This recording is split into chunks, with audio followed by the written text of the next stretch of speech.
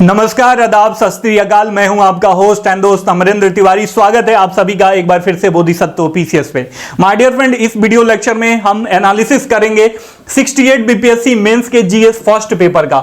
देखेंगे कि किन तरीके का प्रश्न पूछा गया है और आने वाले समय में आपको स्ट्रेटजी किस तरीके से चेंज करनी चाहिए, किस तरीके से पढ़ाई करनी चाहिए। मेरा अपना पर्सनल ओपिनियन पूछिए तो मुझे क्वेश्चन पेपर देख के मजा आ गया। उन सारे टीचर्स का बैंड बज गया जो कि कहीं ना कहीं बच्चों को जो है मतलब चीट करते थे, ऐसे कि पढ़ाना उनको खुद नहीं आता, खुद मेहनत नहीं करना आता। जो मैं हमेशा से कहते आ रहा हूं अपने स्टूडेंट्स को कि जो बीपीएससी या यूपीएससी या अदर स्टेट पीसीएस का प्रिपरेशन कर रहे हो, ये मतलब स्पेशली यदि यूपी पीसीएस की बात करूं तो इसमें जो है करंट अफेयर्स का वेटेज बढ़ते जा रहा है। और बीपीएससी ने विश्वास कीजिए कि जो स्केल अप किया है, अपने स्टैंडर्ड को उठाया है, वो काबिले तारीफ है। हालांकि बहुत सारे अभी फ्लॉज हैं बीपीएससी में, वो बाद के किसी वीडियो लेक्चर में मैं चर्चा करूंगा। लेकिन हम यहां पे टोटल फोकस करते हैं कि कैसे आप टेम्परामेंट चेंज करो। जो कंज्यूम करते हो, जो कंटेंट ले रहे हो आप यूट्यूब से, बड़े बड़े चैनल्स ऐसे बैठे हुए हैं जिनका आप मतलब कोई कंटेंट देते हैं, उसके पीछे कोई रिसर्च नहीं होता, बस आके हंसी मजाक कर लिया और बहुत ज्यादा जो है गैदरिंग हो गया। लेकिन बच्चों का जो भविष्य बर्बाद हो रहा है उसके बारे में कोई कुछ नहीं कह रहा है माय डियर फ्रेंड। ठीक है, तो ओवरऑल आप जो कंज्यूम कर रहे हो और कितना आउटपुट निकल रहा है उसका, ये जो है महत्वपूर्ण है माय डियर फ्रेंड। क्योंकि आप अपना समय, अपनी जवानी, अपने माता पिता का परिश्रम किया हुआ पैसा सब कुछ यहां पे खपा रहे हो। ठीक है, तो धीरे धीरे सारी चीजें मैं डिकोड करूंगा, कैसे आपको सावधान रहना है, कैसे आपको इन बरसाती मेढकों से बच के रहना है, कैसे आपके जो एजुकेशन टेक्नोलॉजी पे बेस्ड जो बड़ी बड़ी कंपनियां आ रही है मार्केट में ना, जो ये कह रही है कि कम पैसे में आपको पढ़ा दूंगा, वो कर दूंगा। विश्वास कीजिए कि अभी जो टीचर खुद नहीं पढ़ता है, खुद जो है करंट अफेयर्स पे किसी टॉपिक पे रिसर्च नहीं कर रहा है, वो आपको नहीं पढ़ा पाएगा, वो आपको अप टू मार्क चीजें नहीं दे पाएगा। इसीलिए है, मुझे काफी 10-12 साल का अनुभव है इस फील्ड में। हमारा कितना लाख रुपया हमने बर्बाद करा है जब मतलब यूपीएससी का सिलेबस चेंज हुआ। तो बड़े बड़े जो नामी गिरामी टीचर हैं हमसे खूब पैसा ठग लिए और कुछ नहीं दे पाए, क्योंकि वो लोग नहीं करते हैं, वही पुराने ढर्रे। यदि देखिए समाज में डायनेमिक चेंजेस होते रहता है और जो समाज को सपोर्ट करने वाली जो ऑर्गेनाइजेशन होती हैं, उसमें भी यदि जिंदा दिमाग बैठा हुआ है, कोई अध्यक्ष या कोई चेयरमैन, तो उसको समाज के चेंजिंग के अनुसार जो समाज का रिक्वायरमेंट होता है, समय दर समय बदलते रहता है, जो डिमांड होता है उसको फुलफिल करने के लिए जो एडमिनिस्ट्रेटर होते हैं, जो लोक प्रशासक होते हैं, लोक सेवक होते हैं, उनको भी उसी तरीके से चुनने की कोशिश करता है। तो प्रशंसनीय है, बहुत ही आनंद की अनुभूति हो रही है मुझे। मैं बहुत सारी मतलब 15-20 या 20 प्लस कुछ वीडियो लेक्चर मैंने प्रोवाइड कराया था करंट अफेयर्स में। इसमें तीन जो है उसमें से 3 टॉपिक आज के पेपर में लड़ गए। अभी हमारा सीरीज चल रहा है तो बच्चे कह रहे थे सर ये तो पूछता ही नहीं है, लेकिन अभी देखिए कि इतिहास में जो है कैसे चीजों को मतलब तोड़ रहा है और कितना जो है इंक्लूसिव बना रहा है, अपना होराइजन कैसे बीपीएससी बढ़ा रहा है। ठीक है, तो चलिए शुरू करते हैं। देखिए एनालिसिस तो 5 मिनट का समय है, मैं क्वेश्चन पढ़ दूंगा, लेकिन आपको जागृत करना जो है ये समय की अनिवार्यता है कि कैसे आप इन बरसात की मेढकों से बच के रहें और यूट्यूब पे जो बाढ़ है उस पर कैसे आप क्वालिटी, जो कंटेंट की क्वालिटी है उसको कैसे चूज करें, उसे कैसे सही क्वालिटी है कि नहीं आया आपके लिए किसी भी कंटेंट का, उसको कैसे पहचाने और कैसे अपना भविष्य संवारे, ये जो है काफी ज्यादा इंपॉर्टेंट है माय डियर फ्रेंड। ठीक है, तो चलिए एक एक करके सारी चीजें हम देखेंगे, शुरू करते हैं। देखिए इस बार जैसे कि इन्होंने कहा था कि शॉर्ट आंसर हम लिखवाएंगे, और इसमें विश्वास कीजिए कि अभी जो है हमारा जो संधान द एम बैच नहीं, ये अचीवर बैच अभी हाल ही में शुरू किया है। लगभग सारी चीजें हमने ये लिस्ट अप करी है, जो भी करंट का टॉपिक है और जो भी ये इतिहास का टॉपिक है, इसमें बहुत सारी चीजें पढ़ लिए हैं और बहुत सारी चीजें हमें पढ़ना है, लेकिन ये सारे हमारे जो है टॉपिक में हैं। तो यदि देखा जाए तो ये इसका पहला क्वेश्चन था जिसमें पूछ रहा है कि इसमें निम्न पर संक्षिप्त टिप्पणियां लिखें, मतलब शॉर्ट नोट्स लिखना है। इजिली आप लिख सकते हो, ये मैं पूरा पढ़ाया कि भारत सरकार अधिनियम 1858। एक बहन हमसे जुड़ी हैं अभी हमारे अचीवर बैच में, और हाँ यदि आप हमसे जुड़ना चाहते हो तो मात्र 2499 रुपये में। ये फी तभी तक है जब बीपीएससी का नोटिफिकेशन नहीं आ जाता। नोटिफिकेशन आने के बाद ये फी मैं बहुत ही हाई करने वाला हूं, क्योंकि मुझे लग रहा है कि मुझे और भी ज्यादा मेहनत करनी है, क्योंकि होराइजन जो है बीपीएससी काफी ज्यादा बढ़ा दिया है। हालांकि अभी के हिसाब से मैं उस अप टू मार्क जो चीजें प्रोवाइड कराया था मैं आपको बताऊंगा और प्रूफ भी दूंगा कि मैंने जो पढ़ाया था उसमें से कितना आया। ठीक है, भारत सरकार अधिनियम 1858 सीधे पूछ दिया था, तो पूरा 1858 का एक्ट था और उसके बाद से जो प्रशासनिक परिवर्तन किया अंग्रेजों ने, उसका क्या प्रभाव पड़ा होलिस्टिक इंडिया पे, चाहे सामाजिक हो, सांस्कृतिक हो, आर्थिक हो, राजनीतिक हो, ऐतिहासिक हो, सारी चीजें हमने एक एक लाइन, एक एक टॉपिक को तोड़ के जो है अचीवर बैच में हमने पढ़ाया है अभी तक। लगभग 1858 के अधिनियम और उसके बाद का जो रिफॉर्म हुआ था, जो एडमिनिस्ट्रेटिव रिफॉर्म अंग्रेजों ने चेंजेस किए थे, रिफॉर्म तो नहीं कह सकते, उसका क्या प्रभाव पड़ा हमने मतलब 4-5 लेक्चर मैंने उसको प्रोवाइड कराया है एक टॉपिक को कवर करने के लिए। सोचिए कि मैं खुद कितना मेहनत कर रहा हूं, बच्चे मेहनत करने के लिए तैयार हो जाएं तो मतलब चेंजेस बहुत ज्यादा हो सकता है, डायनेमिक और पॉजिटिव चेंजेस हो सकता है माय डियर फ्रेंड। इसके साथ साथ बिरसा मुंडा आंदोलन प्रेडिक्टेबल है, बच्चे अमूमन पढ़ लेते हैं। इंडिगो नील विद्रोह काफी इंपॉर्टेंट है। पटना कलम चित्रकला, ये भी इंपॉर्टेंट टॉपिक है, प्रेडिक्टेबल है। प्राचीन काल में पूर्वी भारत गुहाओं का विकास, ये थोड़ा सा जो है अपना होराइजन बढ़ाया है, अपना क्षैतिज विस्तार किया है बीपीएससी ने क्वेश्चन पूछने का। और ये जो भारत का आर्ट एंड कल्चर पढ़ते हैं अमूमन यूपीएससी की तैयारी करने वाले बच्चे वो पढ़ते हैं, लेकिन बीपीएससी वाले ऐसे अभी तक नहीं पढ़ रहे थे, लेकिन अब ये पूछ रहा है तो सोचो कितना मतलब अब होराइजन बढ़ रहा है ना, बढ़ रहा है कि नहीं बढ़ रहा है। तो आपको खुद मेहनत करनी पड़ेगी, आप जो टीचर से पढ़ रहे हो उस टीचर को भी खूब मेहनत करनी पड़ेगी।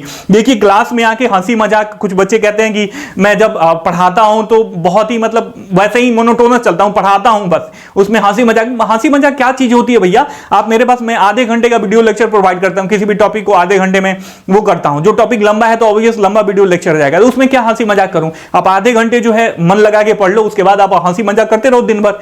तो ये चीजें हैं, आपको समझना चाहिए, ठीक है। आई होप कि जो सीरियस एस्पिरेंट्स हैं, नए बच्चे ना डेविएट हो जाते हैं, पुराने बच्चे तो समझ लेते हैं, नए बच्चे को लगता है कि ना भैया जो डोमिनो इफेक्ट होता है ना, चूहा दौड़, तो उस चूहा दौड़ में शामिल होना चाहते हैं नए बच्चे। तो आपका कर्तव्य है, यदि आपके पास अनुभव है तो आप उन बच्चों को बताएं, ठीक है। और मैं कह रहा हूं कि इस बार जो है हमारा अचीवर बैच में बहुत ही बच्चे अचीव करने वाले हैं अपने गोल। और मैंने देखा था कि 68 मेंस में मेरे से कुछ बच्चे जुड़े हुए थे, तो वो कहीं प्रीलिम्स का तैयारी करके आए थे, बहुत लोगों का प्रीलिम्स ही नहीं निकला था, ठीक है। तो बहुत लोगों का प्रीलिम्स नहीं निकला था, फिर मैं उन सारे लोगों को मैं अचीवर बैच में इसमें ऐड किया। और मैं खुद इस बार जो है संधान द एम बैच हमने अभी 599 रुपये में पूरा प्रीलिम्स का सिलेबस कवर कराएंगे, पूरा कवर कराएंगे। थोड़ा सा क्लासेज स्लो चल रही थी क्योंकि हमारा मटेरियल जो है अभी अप टू डेट हो रहा है, तो अब अप टू डेट हो चुका है, तो अब क्लासेज जो है रेगुलर मिलेंगी, सारी चीजें स्मूथ दौड़ेंगी। तो ये यदि आप हमसे जुड़ना चाहते हो तो जुड़ सकते हो, ये हमारा नंबर है 97 170 58 805 98 10 63 8805, ठीक है। कुछ लोगों को यदि अच्छा नहीं लग रहा हो तो वो यहां से खिसक जाए भैया, यहां पे अभी मैं बहुत ही ज्यादा कड़वी बातें करने वाला हूं, ठीक है। अब देखिए यहां पे ये सीधे क्वेश्चन मैंने अपने अचीवर बैच में अभी पढ़ाया था कि भारतीय राष्ट्रीय आंदोलन के उदय के कारकों की चर्चा करें, इसने स्वतंत्रता संग्राम की दिशा जो है किस प्रकार इसको दिशा दी। ये काफी इंपॉर्टेंट, काफी सिंप्लीफाइड, काफी डायनामिक क्वेश्चन है। सिंप्लीफाइड भी है, मतलब सिंपल भी है, लेकिन डायनामिज्म भी इसमें बहुत ज्यादा है, इसके बहुत ज्यादा हाथ पैर है माय डियर फ्रेंड, ठीक है। तो आप चीजों को पढ़ोगे तब ना, आप रेडीमेड जो क्वेश्चन आंसर पहले पढ़ते थे यूट्यूब पे, मैंने देखा था कि लोग पीडीएफ ही वो करा देते थे, ठीक है। तो ये सारी चीजें अभी पीडीएफ का गेम गया, आपको चीजों को समझना है भाइयों एवं बहनों। इस चीज को बहुत ही गौर से सुनो, यदि आप सीरियस एस्पिरेंट हो तो ये चीज आपको समझना जरूरी है, चाहे आप सेल्फ स्टडी करो या मेरे से जुड़ के स्टडी करो। बोधिसत्व पीसीएस बहुत ही बड़ा रोल निभा रहा है आजकल बीपीएससी में, मतलब मेंस प्रिपरेशन में मैं देख रहा हूं। मुझे पता चल गया था कि इस बार अतुल साहब का क्या क्या मूवमेंट होने वाला है माय डियर फ्रेंड। तो जो मेरा प्रेडिक्शन था उसी अनुसार जो है इन्होंने क्वेश्चन पूछा, उसी अनुसार इन्होंने क्वेश्चन सेट किया। मैं आपको बताना चाहूंगा 67 मेंस का जब मैं प्रिपरेशन करा रहा था, मेरा पहला अनुभव था, उसमें मैंने एक बच्चे से मतलब एक टेस्ट पेपर में मैंने दिया था कि फलाने टॉपिक पे ऐसे लिखें, तो एक बच्चे जो नए बच्चे नहीं होते हैं, बहुत चुलमची रहती है, उनको कह दिया कि सर ऐसे तो बीपीएससी पूछता ही नहीं है, मतलब। लेकिन आपने देखा कि एक 67 मेंस में एक ऐसे का टॉपिक पूछा था कि फलाने टॉपिक पे मुझे टॉपिक नहीं याद आ रहा है, ऐसे लिखें, और इस बार 68 के लिए तो पूरा ऐसे का एक पेपर ही ऐड ऑन कर दिया, ठीक है। तो 10-15 साल का अनुभव है, रगड़ जो खाई है, जो हमने संघर्ष करा है, उसका मैं चाहता हूं कि उसका वो संघर्ष आप लोगों को ना करना पड़े, वो निगेटिव चीजें आप लोगों को ना मतलब सहनी पड़े, और आप सब में पोटेंशियल है, उस पोटेंशियल को सही धार देना, सही दिशा देना अभी जो है एक टीचर का कर्तव्य है। लेकिन अभी जो मार्केटिंग हो रही है एजुकेशन की, जो मार्केटिंग बहुत बड़ी बड़ी इंडस्ट्रीज आ चुकी हैं, ये सब लोग जो है बाइफरकेट कर रही हैं बच्चों को। अब आप देख रहे हो, अब टीचर नाच रहे हैं, गा रहे हैं बच्चों को लुभाने के लिए। जो नए नए बच्चे हैं वो ऑब्वियस लुभ जाएंगे, लेकिन जो जिनको अनुभव है, थोड़ा जो गहनता में पढ़े हुए हैं, अच्छा एजुकेशनल बैकग्राउंड है, उनको पता चल जाता है कि कहां से क्वालिटी मिलती है। ठीक है, तो ये चीज आप ध्यान में रखना। इसमें अथवा ये एक ऑप्शन भी दिया था कि ब्रिटिश शासन की विभिन्न योजनाओं के अंतर्गत बिहार में औपनिवेशिक तकनीकी शिक्षा के विकास की चर्चा करें और इसके प्रभाव का आलोचनात्मक अध्ययन करें। ठीक है, तो तकनीकी शिक्षा के विकास की चर्चा करना है और उसके प्रभाव का जो इफेक्ट पड़ा बिहार की सोसाइटी पे, उसका आलोचनात्मक अध्ययन, मतलब आप जानते हो पॉजिटिव और निगेटिव एस्पेक्ट दोनों पे चर्चा करना है माय डियर फ्रेंड। ठीक है, चलिए अब आते हैं तीसरे नंबर क्वेश्चन पे। तीसरा नंबर प्रश्न, इसका भी दो पार्ट इसमें पूछा है, अथवा अथवा करके ऑप्शन दिया है इन्होंने भर भर के, लेकिन जो संक्षिप्त वाला क्वेश्चन होता है ना वो बहुत ही डिसाइसिव होता है। मैं आपको बताऊं, जिसमें ऑप्शन नहीं होता है, सारे क्वेश्चन करने होते हैं और जो मतलब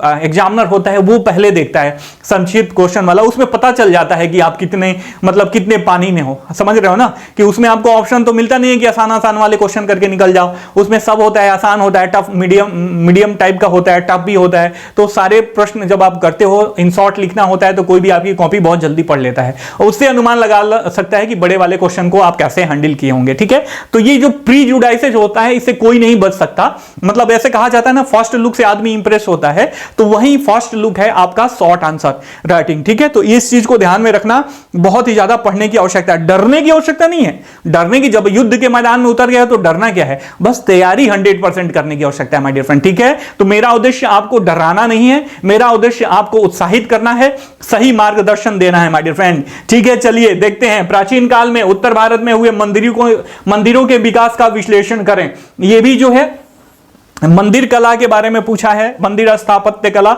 तो ये जो है हम यूपीएससी के जो बच्चे अमूमन तैयारी करते हैं वहीं ये पढ़ते हैं, लेकिन इस बार इन्होंने पूछा है तो कोई बात नहीं, अगली बार से आप लोग तैयार करके जाना। लेकिन इसमें इसका ऑप्शन भी दे दिया है एक आसान वाला, ये अच्छा काम किया है इन्होंने। समाज और संस्कृति पर रविंद्रनाथ टैगोर जी के विचारों का जो है वर्णन करना है, काफी इंपॉर्टेंट है। ऑब्वियस इन थिंकर्स को, इन समाज सुधारक को लोग पढ़ के जाते हैं, अमूमन रविंद्रनाथ टैगोर हो गए, फिर अंबेडकर साहब हो गए, महात्मा गांधी हो गए, तो इन लोगों को तो लोग पढ़ के ही जाते हैं। ठीक है, तो जिनका ये नहीं होगा वो ये कर लेंगे आराम से, कोई बहुत बड़ी इसमें दिक्कत की बात नहीं है।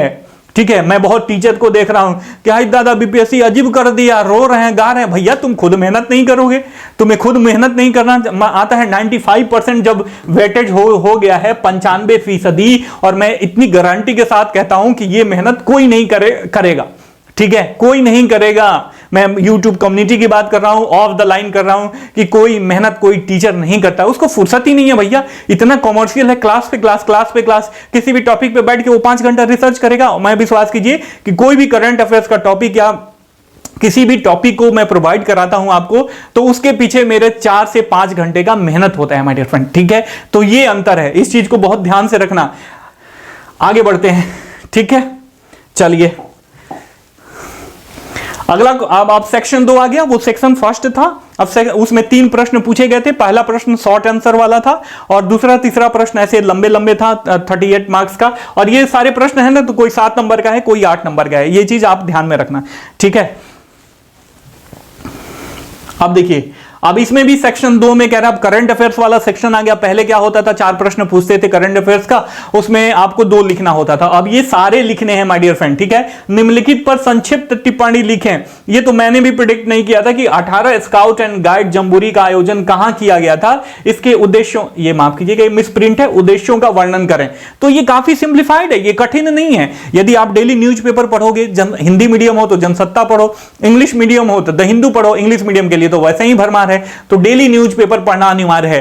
तो मेरे से जो जुड़े हुए बच्चे हैं उनको मैं डेली कहता हूं कि आप न्यूज़पेपर पढ़ो, कुछ पढ़ो या ना पढ़ो, मेरा क्लास अटेंड करो ना करो, लेकिन न्यूज़पेपर पढ़ो। बाकी मेरा क्लास जो है दिन भर में कभी भी 1 घंटे, मतलब आधे घंटे का वीडियो लेक्चर होता है, आधा घंटा आपको पीडीएफ रिवाइज करने में लगेगा, और मैं रिकमेंड करता हूं कि आधे घंटे में या 45 मिनट में आप उस टॉपिक का शॉर्ट नोट्स बना के रख लो, ताकि वो टॉपिक आपका अपना हो जाए और बार बार रिवीजन करो। जब इतना होलिस्टिक प्रिपरेशन करोगे किसी भी एक टॉपिक का, तो आपको 1 से 1.5 घंटे लगेंगे। उसके बाद बाद अब दिन भर जो है न्यूज़पेपर पढ़ो, डिफरेंट तरीके का न्यूज़पेपर पढ़ो। मतलब कहने का यही मतलब है मेरे प्यारे भाइयों एवं बहनों कि आपको अपनी अंडरस्टैंडिंग बढ़ानी है, आपको अपने देखने की क्षमता बढ़ानी है, नजरिए में नए नए आयाम को जोड़ना है। बस यही है बीपीएससी का रिक्वायरमेंट, ठीक है। और आप चाहोगे कि अब 2 महीने में 3 महीने में पूरा हो जाए बीपीएससी, तो अब ये थोड़ा सा कठिन हो गया है। कर सकते हैं, मनुष्य की अदम्य इच्छा शक्ति के आगे कुछ भी नामुमकिन नहीं है, लेकिन कठिन जरूर है, ठीक है। तो इस चीज को ध्यान में रखना। अभी बीपीएससी दिसंबर में होगा, हो सकता है कि 10-15 दिन और डेट बढ़ जाए, अगले साल चला जाए,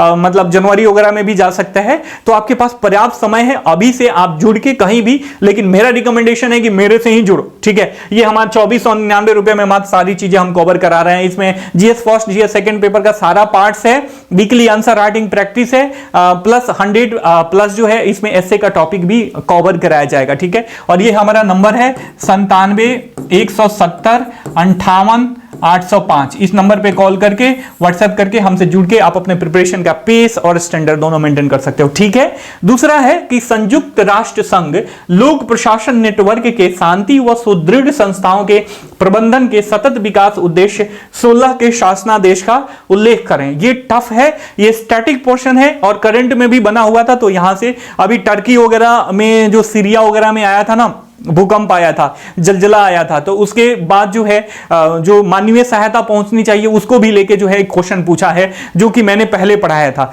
तो उससे रिलेटेड ये कई सारी चीजें उभर के आई थी, कई सारे डायमेंशंस पे लगभग 10 दिन 15 दिन जो है अनेक न्यूज़पेपर में चर्चा हुआ था। तो वहीं से ये क्वेश्चन उठा के पूछा है। इसका तीसरा है सी नंबर, बिहार के अधिकार आधारित, मतलब जो राइट बेस्ड ई सर्विस प्रदायगी सेवा है, इसका वर्णन करना है। नॉर्मल टॉपिक है, कोई भी लिख सकता है यदि आप पढ़े हो बिहार के बारे में ढंग से। उसके बाद चौथा प्रश्न है कि बिहार राज्य में सौर ऊर्जा उत्पादन के क्षेत्र में किए गए प्रयास का वर्णन करें। अमूमन आते रहता है कि बिहार सरकार ये कर रही है, बिहार सरकार वो कर रही है।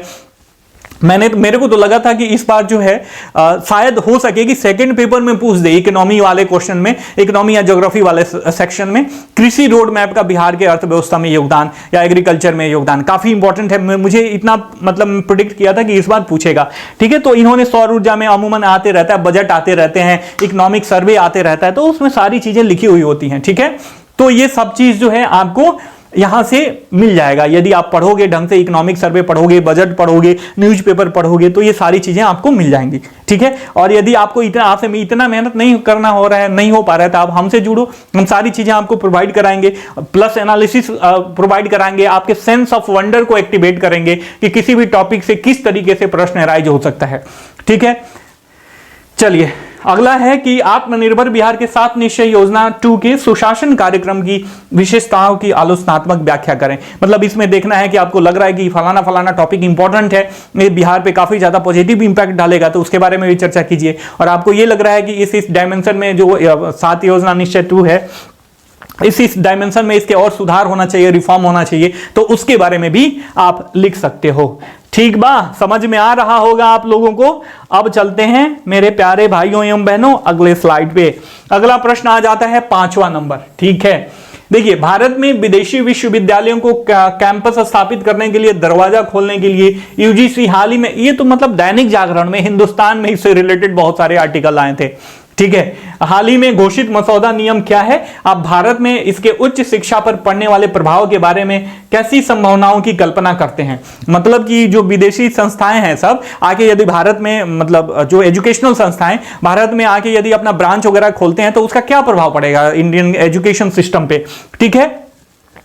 क्या आपको लगता है कि यह खेल सार्थक होगा? मतलब क्या आपको लगता है कि इसका पॉजिटिव इंपैक्ट होगा? यदि हां कहते हो तो हां में तर्क देना है, मतलब वो आपके जो तर्क है, आपका जो आंसर है हां, उसके पीछे के कॉजेस को देना है। यदि ना कहते हो तो उसके पीछे का भी कॉजेस देना है। वही जो है आपके उत्तर के समर्थन में तर्क लिखने के लिए बोल रहा है। यदि आपको ये मतलब ये लग रहा है कि यार दादा ये तो बहुत बढ़िया मतलब हार्ड क्वेश्चन है, तो चलो इसका ऑप्शन भी तो दिया हुआ है और बहुत बढ़िया ऑप्शन दिया हुआ है। अब कुछ लोग कह रहे होंगे कि ये तो करंट अफेयर्स का क्वेश्चन है, मैं कहूंगा कि स्टैटिक भी है, करंट अफेयर्स भी। मैं कहता हूं ना कि पॉलिटी उसी टॉपिक से पूछ रहा है आजकल, और एक्चुअली ये करंट में पूछ दिया है, पता नहीं थोड़ा सा हौच पौच कर दिया, पॉलिटी का उठा के यहां पे डाल दिया है, लेकिन करंट का ये मुद्दा है तो यहां पे करंट में पूछ दिया है माय डियर फ्रेंड, ठीक है। तो ध्यान में रखना, आधी सदी से पहले, मतलब भारत के सर्वोच्च न्यायालय के द्वारा जो बेसिक दैट मीन्स जो बुनियादी ढांचा का बेसिक स्ट्रक्चर का सिद्धांत दिया था उसको लेके उपराष्ट्रपति आलोचना कर दिए थे। तो पूछ रहा है कि क्या ये आलोचना सही है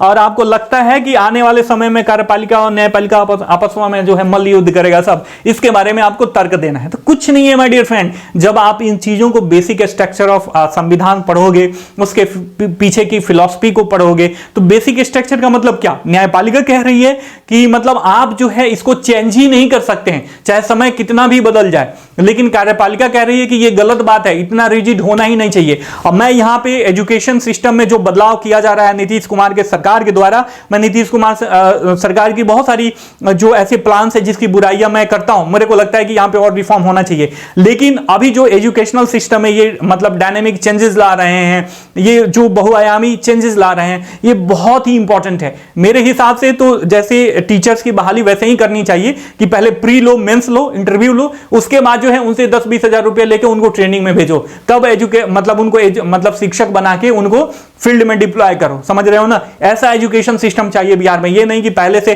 कहीं अरुआ घसुआ कहीं कॉलेज से जाके बीएड की डिग्री ला दे। हो सकता है कि बहुत लोग मुझे गाली दे दें, लेकिन इसके पीछे का तर्क समझो। इसमें आपकी अपनी क्षणिक तत्कालिक लाभ की चिंता न करके आप दूरदर्शिता के बारे में सोचो कि क्या हो सकता है कि यदि हमारा, आप देख रहे हो ना कि जब एक मतलब ये हालांकि चुनावी एक रणनीति थी पूरे भारत में, हालांकि ऐसा शिक्षा मित्र वगैरह का, तो लोग कहीं से किसी भी तरीके के फर्जी से, चाहे किसी भी साड़े गले स्कूल से जो है मैट्रिक का सर्टिफिकेट लाए, इंटर का लाए, ग्रेजुएशन का लाए और बन गए शिक्षा मित्र। वो लोग क्या पढ़ाते हैं, कुछ नहीं पढ़ाते हैं भैया, मुझे पता है, मेरे गांव के स्कूल का स्ट्रक्चर पता है। जब हम लोग सरकारी स्कूल में थे तो उस समय जो टीचर थे मैथ पढ़ाते थे वो काफी विद्वान थे, जो इंग्लिश पढ़ाते थे वो काफी विद्वान थे, जो विज्ञान पढ़ाते थे वो काफी विद्वान थे। और अभी के लोग कुछ नहीं आता। मैं ये नहीं कह रहा हूं कि 100% ऐसे हैं, बहुत सारे लोग हैं, 50% लोग ऐसे हैं कि यूं कहें कि 60% लोग ऐसे हैं कि जिनको काफी चीजें आती हैं, लेकिन 40% का क्या, वो फ्री का पैसा खा रहे हैं, सब पैसा वैन में जा रहा है, जाते हैं स्कूल में, बच्चों को क्या पढ़ा रहे हैं, क्या समझा रहे हैं, उनको खुद नहीं पता, उनको सिलेबस ही नहीं पता। तो ये चीजें जो है, ये रिफॉर्म बहुत ही लाजमी था। तो आप बीपीएससी वगैरह को दोष मत दीजिए, जो भी टीचर के रिक्वायरमेंट के लिए जो भी वैकेंसी आ रही है, उसके लिए जो भी सिलेबस तैयार किया गया है उसको पढ़िए, समझिए और प्रिपरेशन में लग जाइए। उसके लिए भी अच्छी संस्थाओं से जो है आप मतलब अच्छी संस्थाओं को अच्छे टीचर से एड ऑन होकर आप प्रिपरेशन अपना करना, ठीक है। हमारे द्वारा कोई अभी प्रिपरेशन ऐसा कुछ नहीं कराया जा रहा है, ठीक है। तो ये चीज ध्यान में रखें, ठीक है। तो ये बात आपको समझ में आ गई होगी। भले ही ये वीडियो थोड़ा सा लंबा हो जाए, लेकिन यहां से आपको काफी चीजें सीखने को मिल सकती है माय डियर फ्रेंड। अगला क्वेश्चन, छठा नंबर, क्या आपको लगता है कि इस साल के अंत में दिल्ली में होने वाले G20 शिखर सम्मेलन में अपनी अस्थायी विकासात्मक चुनौतियों के बावजूद भारत को अपनी महत्वाकांक्षाओं के माध्यम से सफल बनाने के विकासशील दुनिया के नेतृत्व को पुनः प्राप्त करना चाहिए? पूरा डिटेल एनालिसिस पढ़ाया था, पूरा का पूरा पढ़ाया था माय डियर फ्रेंड। इसके साथ साथ मैं साउथ साउथ कोऑपरेशन की भी बात करी थी, उसमें इंडिया की क्या भूमिका हो सकती है। इसमें क्या किया है कि दोनों क्वेश्चनों को मिला दिया है, दोनों को पूछ दिया है। देखिए यहां से, क्या आपको लगता है कि भारत को दक्षिण विश्व की आम लक्ष्यों की खोज में एकजुट करने में वास्तविक कठिनाई का सामना करना पड़ रहा है? आप अपना उत्तर ठोस तर्कों के साथ लिखें। कितना बढ़िया है, मजा आ गया मुझे ये प्रश्न देख के। दूसरा प्रश्न भी जो ऑप्शन में दिया हुआ है ये भी पूछा गया था, इसको मैंने, हालांकि मुझे ये भी लग रहा था कि वसुधैव कुटुंबकम पे इस बार प्रश्न पूछे, वसुधैव कुटुंबकम पे की इस फिलॉसफी पे जो मतलब IR international relation India develop करता है उसके बारे में पूछे, लेकिन हो सकता है कि एसए में ये टॉपिक पूछते, ठीक है। तो लेकिन इस पे आधारित जो है मैं सीरिया और भूकंप का जो आपदा वाला, उसमें भारत की भूमिका के बारे में पढ़ाया था, मानवीय और जो संसाधन सामग्री भारत ने पहुंचाई थी, तो उसमें काफी ज्यादा डिटेल किया था, डिटेल में पढ़ाया था। उसमें संयुक्त राष्ट्र के भी बारे में मैंने चर्चा करा था। तो ये पूरा संयुक्त राष्ट्र की पहुंच एवं संसाधन प्रबंधन पे उसकी भूमिका का मूल्यांकन करना है सीरिया और टर्की पे। तो आपने इसमें एक मैं और आयाम दिया था कि टर्की की तो सब बात करते हैं, लेकिन सीरिया का क्या, सीरिया का उत्तरी हिस्सा और दक्षिणी हिस्सा में काफी ज्यादा गृह युद्ध का सामना करना पड़ रहा है। तो ये इसका हिस्सा जो प्रभावित है वो कहीं ना कहीं आईएसआई या दाइश के जो है कब्जे में है। तो वहां पे आम लोगों के लिए जो है सुरक्षा व्यवस्था या सहायता राशि जो है या सहायता संसाधन भोजन पानी का नहीं पहुंच पा रहा है, ठीक है। तो इसमें बहुत सारे चैलेंजेस का सामना करना पड़ रहा है। तो ये दोनों मैंने ये मतलब 4 क्वेश्चन मैंने पढ़ाया था। एक सीरिया और टर्की से रिलेटेड 3 क्वेश्चन। ये जो इस पेज में है ये तीनों क्वेश्चन मैंने पढ़ाया था और तीनों क्वेश्चन हूबहू क्वेश्चन जो है, इसमें थोड़ा सा अंतर है बट आप लिख सकते हो, लेकिन ये जो है सीधे सीधे ये दोनों प्रश्न पूछा गया था, ठीक है। और इसके बाद डेटा इंटरप्रिटेशन का प्रश्न पूछा गया है, तो मैं डेटा इंटरप्रिटेशन वाला प्रश्न जो है मैं इसमें नहीं वो करा हूं, मैं ऐड ऑन नहीं करा हूं, ठीक है। अब आपको करना क्या चाहिए, ठीक है, अब आपको करना क्या चाहिए। अब बरसाती मेढक बनला से काम ना चली। हाँ, ये बात आप लोग गांठ बांध के रख लीजिए कि बरसाती मेढक बनने से मतलब आपको ये लग रहा है कि आप कामगार हो या आप गृहिणी हो। बुरा मत मानना, मैं आपको बता रहा हूं, आप मेरे छोटे भाई बहन हो, ठीक है। मेरा जो खुद का अनुभव है मैं आपके साथ शेयर कर रहा हूं। मुझे पता है कि आप ये करोगे तो ये आपके लिए नुकसान है और ये करोगे तो आपके लिए अच्छा होगा, ठीक है। तो आपके लिए जो अच्छा है वही बता रहा हूं कि आप यदि गृहिणी हो, आपका लक्ष्य है बीपीएससी क्रैक करना, आप अपनी गृह सेवा के अलावा राज्य सेवा भी देना चाहते हो, तो आपको चाहिए कि आप अपने जो भी बिजी शेड्यूल है बहने, आप उसमें से चुराओ अपने लिए 2 घंटा 3 घंटा ही चुराओ। कुछ ना पढ़ो, बुक भले ही ना पढ़ो, सिलेबस भले ही ना पढ़ो, एटलीस्ट गांव में जो है ऑल इंडिया रेडियो पे आता है तो उसमें किसी टॉपिक पे जो है जो मतलब जो ग्रुप डिस्कशन होता है विद्वानों का, उसको सुन लीजिए। कान में लीड लगा के बर्तन धोते हुए आप उसको सुन सकती हैं, है ना। इसके साथ साथ मटर छिलते हुए, सब्जी काटते हुए भी सुन सकती हैं। रेडियो खरीद लीजिए, 200-300 रुपए का तो आता है आजकल, बहुत रेडियो फोन में आजकल रेडियो है, लेकिन वैसे रेडियो खरीद लीजिए। फोन में रेडियो मतलब बजाइएगा कान में तो सासू माँ आपकी झगड़ा करने लगेंगी कि क्या कान में दिन भर सुनती रहती है टिपी टिपी। तो ये सारी चीजें, ये हंसने का है, लेकिन इसको कैसे आप मैनेज कर सकते हो ना। आप तो गृहिणी हो, इतनी सारी चीजें मैनेज कर सकती हो, तो अपने लिए भी चीजों को मैनेज करना सीखो। डेली 3 से 4 घंटे अपने लिए चुराओ, समय चुराओ, आधा घंटा करके, 45 मिनट, 1 घंटा करके चुराओ समय, ठीक है। यदि आप कामगार भाई हैं, कहीं काम कर रहे हैं, चाहे गवर्नमेंट डिपार्टमेंट में या प्राइवेट डिपार्टमेंट में, तो ये भी मतलब सेम आपके लिए सजेशन है कि आप अपने लिए 3 से 4 घंटा समय निकालिए। आप कुछ भी नहीं कर रहे हो ना, तो कम से कम डेली का जो करंट डेवलपमेंट हो रहा है उसको फॉलो करते जाइए, उसका शॉर्ट नोट्स बनाते जाइए, ठीक है। इसके साथ साथ YouTube पे वैसे ही टीचर को फॉलो कीजिए जो हमेशा आपको कुछ ना कुछ दे रहे हैं। हमेशा आपके, जैसे मैं मेंस का ओरिएंटेशन में, मेंस के लिए ओरिएंटेशन मेरा ज्यादा है, तो मैं हमेशा चीजें प्रोवाइड कराते रहता हूं। हालांकि मैं डिमोटिवेट होता हूं, मैं देखता हूं कि मेरे से लो कैटेगरी, मतलब बहुत ही लो, मतलब किसी भी तरीके का नहीं, बीपीएससी में कहीं कुछ काम नहीं देगा वैसे, मतलब वो कंटेंट प्रोवाइड करा रहे हैं, उस पर लाखों लोग हैं, तो मेरे पे 15,000 15,500 लोग होने वाले हैं। डिमोटिवेशन होता है, बट लगता है कि हाँ, जो मेरे ऑर्गेनिक स्टूडेंट्स हैं, जो चाहते हैं कि उनके लाइफ में वैल्यू एडिशन हो, जो कुछ सीखना चाहते हैं, आगे बढ़ना चाहते हैं, वही मतलब वही जुड़े, और उनको ही यदि 10 लोगों को ही मैं फायदा पहुंचा दूं लाखों लोगों में, तो वही जो है मेरे लिए काफी ज्यादा सार्थक होगा, ठीक है। तो ये चीज आप समझो। इसके साथ साथ करंट अफेयर्स खूब पढ़े के पढ़ी, मतलब थोड़ा सा मैं इसको जॉली वे में बनाया हूं, कहीं आप बोर और ना हो जाओ, लोगों को शिकायत रहती है। तो करंट अफेयर्स मैं वही बता रहा हूं कि डेली भले ही आप चैप्टर ना पढ़ो, लेकिन करंट अफेयर्स आपको पढ़ना है। न्यूज में देखो, अब तो संसद टीवी, आरएस टीवी और लोकसभा टीवी को मिला दिया सरकार ने, संसद टीवी बना दिया, उस पर खूब ढेर सारी जानकारियां पड़ी रहती हैं। डेली करंट डेवलपमेंट आपको उस पर न्यूज डिस्कशन आता है, उसको देखो। आज तक मत देखने लगना, एनडीटीवी रवीश कुमार को मत फॉलो करना भैया, बहुत ही अल्ट्रा निगेटिव आदमी है। रवीश कुमार के प्रशंसक हो भाई, मेरे को गाली उली मत देना, लेकिन मेरे को लगता है कि रवीश कुमार काफी अल्ट्रा निगेटिव आदमी है। एक जो पत्रकार होता है ना, वो तटस्थ होना चाहिए। तटस्थ का मतलब, यदि सरकार यदि कुछ गलत काम कर रही है तो उसको खूब खींचना चाहिए, सरकार की खूब बुराई करो, मतलब छीछा लेदर कर दो, बुराई करो मतलब आलोचना करो, खूब आलोचना करो भर भर के। लेकिन अगर अच्छा कर रही है तो उस अच्छे काम को भी दिखाना चाहिए, उसको प्रमोट करना चाहिए। ये जो है सही आलोचना किसी व्यक्ति को आगे बढ़ाती है, लेकिन अल्ट्रा निगेटिव कमेंट हमेशा करना जो है किसी भी व्यक्ति को नीचे गिराती है, ठीक है। तो ये चीज, इस चीज से बचो।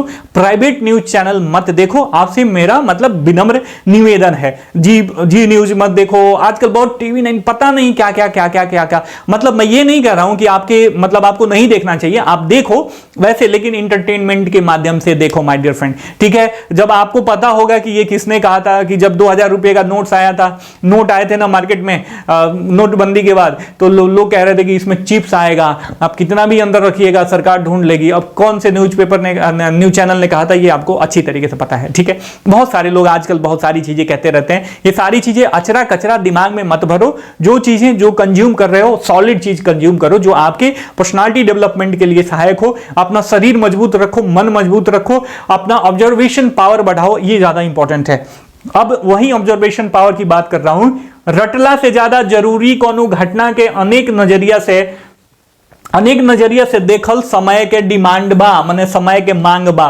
तो रउआ लोग अगर एक ही नजरिया से देखा नहीं, मतलब रेडीमेड बा, आप लोग पढ़ते हैं ना क्वेश्चन आंसर बा, तो उसको मत पढ़िए, ठीक है। आप लोग जो है, मान लीजिए मैं कह रहा हूं कि जैसे क्वेश्चन पूछ दिया, अभी पूछ दे क्वेश्चन, बहुत लोगों को मैं खड़ा करके पूछ दूं कि बिहार में जो स्वतंत्रता आंदोलन था, उसमें बिहार की महिलाओं की भूमिकाओं के बारे में चर्चा कीजिए, तो बहुत लोग नहीं कर पाएंगे माय डियर फ्रेंड। बहुत टीचर्स भी नहीं कर पाएंगे, 5 लाइन भी नहीं बोल पाएंगे। ऑब्वियस हर एक टॉपिक पे हर एक कोई नहीं बोल सकता है, उसके पीछे का रिसर्च होता है, लेकिन 5-10 लाइन बोलना भी कठिन हो जाएगा। क्यों? क्योंकि ऐसे आयाम को नहीं छूना ही नहीं चाहते हैं, क्योंकि मेहनत लगती है। जो पढ़ाई चीजें 10 साल 15 साल से पढ़ रहे हैं, उसी को पढ़ा रहे हैं, तो कहां बदले, याद हो गया, उसको पढ़ा देंगे, उसमें भी नया कुछ इन्वेंशन नहीं करते हैं, ठीक है। तो इस चीज से आपको बच के रहना है। इसके साथ साथ अब हम अपना भैया, हम काहे मतलब इतना मेहनत कर रहे हैं और इतना कम पढ़ा के ही इतना सारा लड़ जा रहा है, तो अच्छी बात है ना। तो Bodhisattva PCS is playing important role in BPSC की तैयारी। तो आप हमसे जुड़ के आप अपने प्रिपरेशन का पेस और स्टैंडर्ड दोनों मेंटेन कर सकते हो my dear friend. For that we have started achiever batch for 69 BPSC mains examination. If you want to join us, ये कहां चला गया? हाँ चलिए, तो प्रचार ही नहीं आ रहा, चलिए ठीक है। यहां पे बता दे रहा हूं कि हमारा जो है 2499 रुपया चार्ज है, मतलब ओवरऑल 25 रुपए, 1 रुपया घटा के सब लोग लिखते हैं, तो मैं भी लिख देता हूं।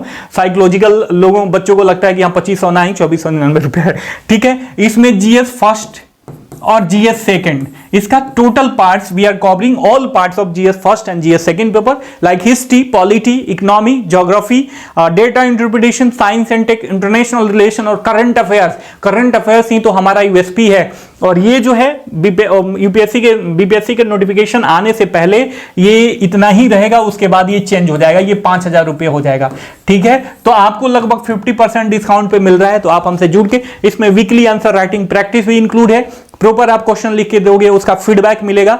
तो आप हमसे जरूर जुड़े और जरूर जुड़ के जो है आप अपने प्रिपरेशन का पेस और स्टैंडर्ड दोनों मेंटेन कर सकते हो। ये नंबर है 9810 63 88 05, ये 8 थोड़ा सा कुपोषित लग रहा है। दूसरा नंबर है 97 170 58 805।